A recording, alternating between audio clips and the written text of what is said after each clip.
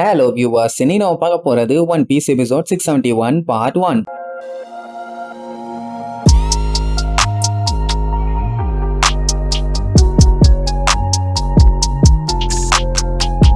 Open பண்ணா போன பாட்டுல நம்ம ஜோரோ அந்த பிக்காவை நான் பாத்துக்கிறேன், நீங்க போய் மத்த வேலையை பாருங்கன்னு சொல்லிட்டு கேத்தா சண்டைக்கு ரெடியா நின்னால அப்புறம் என்ன ஜோரோ பாத்துக்கிறேன்ட்டான். இனி கிளம்ப வேண்டியதானே அவனை விட்டுட்டு ஓனா அந்த பிக்கா விடுற மாதிரி இல்ல. செவுத்துல கைய வச்ச உடனே அப்படிகா இப்படிகான்னு செவரெல்லாம் கண்ட மேனிக்கு க்ளோஸ் ஆகும். அப்படி பண்ணா கூட பரவாயில்லையே, உடச்சு தள்ளிட்டு போலாம் இல்ல பூந்து போலாம். இது கையையும் வச்சு பிடிக்க வருமா? ரெண்டு பேரும் நிக்காம ஓடுவாங்க. ஜோரோக்கு கடுப்பாயிரும். அதான் நான் உன் கூட சண்டை போறேன்னு சொன்னல, அப்புறம் என்ன வெங்காயத்துக்கு நீ அவங்கள வேட்டிட்டு இருக்கேன்னு ஒரு ஜம்ப போட்டு 3 ஸ்வாட் ஸ்டைல யூஸ் பண்ணி ஒனிகிரின்னு ஒரு அட்டாக் பண்ணுவான். அதோட கையெல்லாம் கண்ணா பின்னான்னு செதறிடும். பட் இருந்தாலுமே நம்மளுக்கு போக வேண்டிய வழி கம்ப்ளீட்டா அடைச்சிருச்சு. ஆனா லூஃபி விடுவானா? ஓங்கி ஒரே மிதி அப்படியே வழி ஓபன் ஆயிரும். அடிச்சு புடிச்சு ஓட ஆரம்பிச்சிருவாங்க. என்ன ஆனாலும் அந்த பிக்கா விடுற மாதிரியே இல்ல. அவனோட கை இன்னும் நம்மளால ஃபாலோ பண்ணி போயிட்டே தான் இருக்கும். பண்ணே ஜோரோ கட்டுப்பாயி 4 போடு போடுவான். அப்படியே மொத்த பாடியுமே சிலுசிலா உடஞ்சு திருச்சு கீழே விழும். அது உடஞ்ச உடனே மறுபடியும் ஒன்னா சேர போகுமா? வெட்டுன்னு கண்ணா பின்னான்னு வெட்டி விடுவான். அது மறுபடியும் அவனை அட்டாக் பண்ண வரும். அப்பவும் வெட்டி விடுவான். அவ்வளவுதான், அப்படியே சைலண்ட் ஆயிரும். இப்படித்தான் கோயோட்டா இருக்கணும். ஏதாச்சும்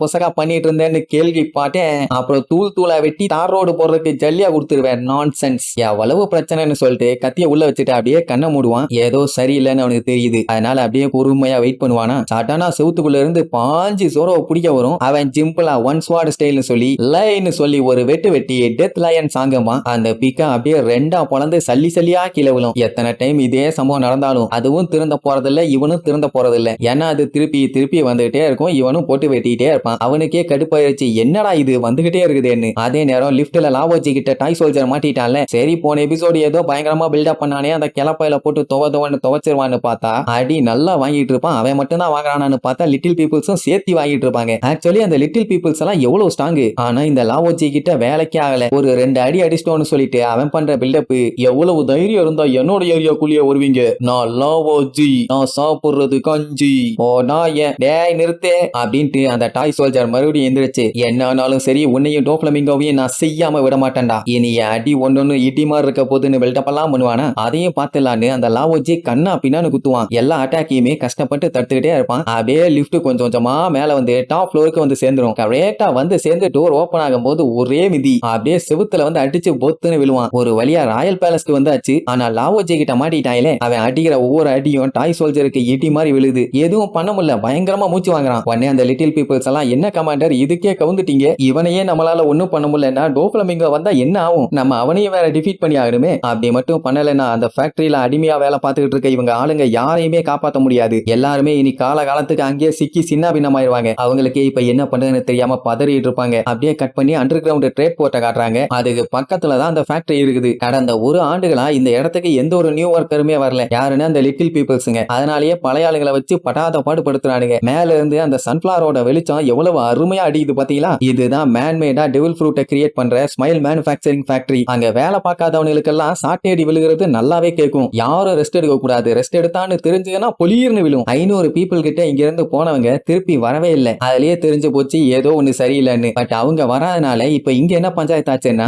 இங்க இருக்கிற எல்லாருமே எக்ஸ்ட்ரா வேலை பார்த்து தான் ஆகணும். ரொம்பவும் கஷ்டப்பட்டு அந்த பழத்தெல்லாம் பறிச்சுட்டு இருப்பாங்க. சாப்பாடுமே ஊசி போன ஒரு 2 மீனை தான் போடுவானுங்க. அதை கியூல நின்னு கொஞ்சோண்டு எடுத்துக்கிட்டு போகணும். அதை ஒழுங்கா போட்டாவாச்சு வேலையை ஒழுங்கா பாப்பாங்க. இப்படி அவங்க வரலன்னு தெரிஞ்ச உடனே இங்க இருக்க அந்த 500 பேர்த்த குட்டுமப்படுத்தி தள்ளுறானுங்க. டயர்டாகி உட்கார்ந்துட்டாங்கன்னா சாட்டையால அடிவிலும், மெதுவா நடந்தாலும் சாட்டையால அடிவிலும், டைமுக்கு வேலையை முடியலன்னா அடிவிலும், இப்படியே என்ன பண்ணாலும் அடிச்சுக்கிட்டே தான் இருப்பானுங்க. உங்க கையில இந்த மாதிரி லிட்டில் பீப்புள்ஸ் எல்லாம் கிடைச்சாங்கன்னா என்ன பண்ணுவீங்க? கீழே கமெண்ட் பண்ணுங்க. அந்த டைமுங்கும் போது பழத்தெல்லாம் பறிச்சுக்கிட்டு ஒரு வண்டி வருமா. அந்த வண்டியில இருக்க பழத்தை எடுத்து பார்த்துட்டு, டேய் இந்த பழம் எல்லாம் ஒழுங்காவே விளையல, அதுக்குள்ள ஏன்டா பறிச்சிங்கன்னு சொல்லிட்டு ஒரே மிதி தெரிச்சிருவாங்க. அட இந்த டோன்டாட்டா பீப்புளால எவ்வளவு பெரிய மரத்தை வேணாலும் அழகா வளர்க்க முடியும். ஏன்னா அவங்களுக்கு தான் ட்ரீஸ் எல்லாம் எப்படி வளர வைக்கணும், என்ன பண்ணணும்னு சொல்லி நல்லாவே தெரியும். அந்த கிரீன் பிட் தீவுல கூட மரம் செடி கொடிகள் எல்லாத்தையுமே அவங்க தான் வளர்த்திருப்பாங்க. நல்லா பெரிய சைஸ்ல இருக்கும். அப்படி இருக்கும்போது இதையாண்டா அவங்களால ஒழுங்கா வளர்த்த முடியலன்னு கேட்டா, அந்த ஃப்ரூட்டே நேச்சரான ஃப்ரூட் இல்ல. அப்படி இருக்கும்போது அது அப்படித்தாண்டா இருக்கும்னு சொன்னா அதுக்குமே காட்டு கத்துவான். சரி கொஞ்ச நேரம் டைம் கொடுங்க, என் பிரதர் ரெஸ்ட் எடுக்கணும், சாப்பாடும் இன்னைக்கு சுத்தமா சரியில்லை, கெட்டு போன சாப்பாடு, அதனால கொஞ்சம் பொறுமையா இருங்கன்னு சொல்லி கத்திடுவான். சும்மாவே அவனுக்கு அந்த ஆட்டம் ஆடுவானுங்க. இவங்க கையில தான் அந்த பிரின்சஸ் மான்சேரிங்கிறவ இருக்கா. அவளுக்கு உடம்பு சரியில்லை, அதை சரி பண்ணணுமா வேண்டாம் வேண்டாமா பண்ணணும் அப்படின்னா நீங்க வேலை பார்க்கணும். நீங்க இந்த மாதிரி நிறைய ஸ்மைல் ஃப்ரூட்டை உருவாக்குனாதான் அவளோட உடம்ப சரி பண்ண முடியும், இல்லன்னா எல்லாமே வீணா போயிருமா அப்படின்னு அந்த எருமமாட்டு பயலுக்கு அந்த டோண்டட்டா கிங்டமோட பிரின்சஸுக்கு உடம்பு சரியில்லை, அவளுக்கு மெடிசன் கொடுக்கணும், அதுக்கு இந்த ஸ்மைல் தேவைன்னு சொல்லிதான் ஏமாத்தி வேலையை வாங்கிட்டு இருக்கானுங்க. இப்ப என்னன்னா ப்ரொடக்ஷன் ரொம்ப கம்மியா இருக்காமா, அதனால இவ்வளவு நேரத்துக்குள்ள இவ்வளவு வேணும், அவ்வளவு நேரத்துக்குள்ள அவ்வளவு வேணும்னு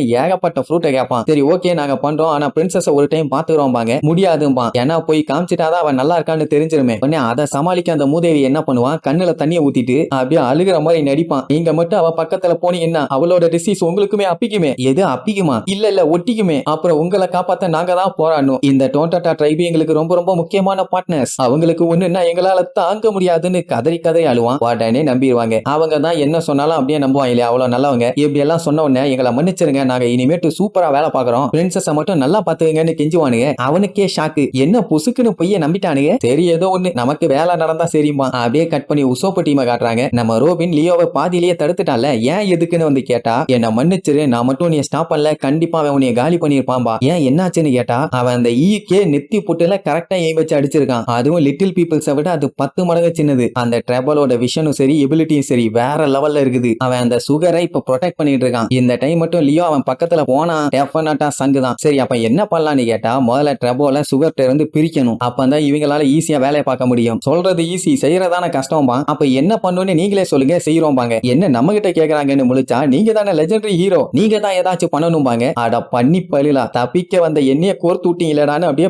பெப்பேன்னு வாய பழப்பான். அந்த டைம் அங்க நின்னுட்டு இருக்க ஷிப்ல எல்லா ஃப்ரூட்ஸையுமே லோட் பண்ணிட்டு இருப்பாங்களா. திடீர்னு அங்க இருக்க ஒரு பெட்டியில இருந்து ஏகப்பட்ட பூச்சிங்க வெளியில வந்து எல்லாத்தையும் அட்டாக் பண்ண ஆரம்பிக்கும். எல்லாம் அந்த பிங்க் பியோட கேங்கு. உடனே ரோபின் என்ன பண்ணுவான், அவங்க ஆளுங்க மாதிரியே போய் ட்ரபோல் சாமா, நம்ம சாமா மேல யாரோ கைய வச்சுட்டாங்க, கேப்டன் ஒய்எஸ் பைரட் குரூப்புக்கு ஏதோ பஞ்சாயத்து, ட்ரேட் போர்ட் டிஸ்ட்ரிக்ட் 4ல அவங்க இருக்காங்க, என்ன ஆனாலும் சரி எப்படியாச்சும் எக்ஸிகியூட்டிவ் கிட்ட பேசி ஆகணும்னாங்க, நீங்க உடனே வாங்கம்பா. ஜோக்கர் நேம கேட்டுமே அவங்க பயப்படலையா, என்னடா இது, ஆமா நீ யாரு முதல்ல ரிப்போர்ட் பண்றதுக்கு வேற ஒருத்தன் வருவான், இப்ப என்ன புதுசா வந்திருக்கேன்னு சொல்லி கேட்பான். அவ்வளவுதான் நம்ம ரோபினுக்கு தூக்கி வாரி போடும். ஐயோ கண்டுபிடிச்சிட்டானேன்னு. அவனுக்கு மட்டுமா, சுத்தி இருக்க நம்மளுக்கு அத்தனை பேத்துக்குமே பீதி ஆயிரும். அவன் தான் புத்திசாலியாச்சே, உடனே சமாளிப்பா. அந்த நாய் கண்டத்தின்னு லூஸ் மோஷன் புடுங்கி கக்கூசிலேயே 3 நாள் உட்கார்ந்துட்டு இருக்கான் பாஸ். அந்த கருமம் எல்லாம் நமக்கு எதுக்கு, இட்ஸ் an எமர்ஜென்சி, நம்ம சைடு ஏகப்பட்ட பேர் செத்துட்டு இருக்காங்க, சீக்கிரமா ஹெல்ப் பண்ணுங்க பாஸ், நீங்க இல்லன்னா ஒண்ணும் பண்ண முடியாதுன்னு. ஒண்ணு எது செத்துட்டு இருக்காங்களா அப்படின்னா நான் வந்துதான் ஆகணும், இதோ வர்றேன்பா. வெளியில வெயிட் பண்ணிட்டு இருக்க நம்மளுக்கு பயங்கரமா பீதியாகும். ஏன்னா அந்த மூக்கொலிக்கு வாயை எப்போ என்ன பண்ணுவானே தெரியாதே. அவ்வளவுதான், நெக்ஸ்ட் எபிசோட்ல மீட் பண்ணலாம். டாடா.